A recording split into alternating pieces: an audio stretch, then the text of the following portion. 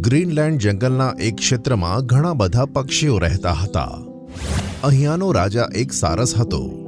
બધા પક્ષીઓ તેને ખૂબ માન આપતા હતા અને તેની આજ્ઞાનું સારધાર પાલન કરતા હતા. તેની આ લોકપ્રિયતાને કારણે ગોલ્ડીબાજ તેનાથી ખૂબ જ ઈર્ષ્યા કરતો હતો.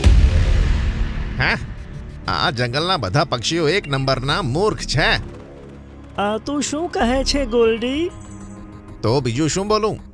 તમે લોકોએ સારસને રાજા બનાવ્યો છે. પાતળા પગ, લાંબી ચાંચ અને વધારે ઊંચું તો ઉડી ના શકે અને કોઈ મોટા જાનવર સાથે લડી શકે. અને એક બાજુ હું કેટલું ઝડપથી ઉડી શકું છું આ બતાવવાની જરૂર નથી. જો પક્ષીઓ પર મુસીબત આવે ને તો હું કોઈની પણ સાથે લડાઈ કરીને પક્ષીઓને બચાવી શકું છું. ખાલી તાકાતવર હોવાનું જ પૂરતું નથી. અમારા સારસ રાજામાં દયાલુ, સૂઝબૂઝ, હોશિયારી અને સમજદારી જેવા ગુણો છે જે તારી અંદર તો બિલકુલ નથી.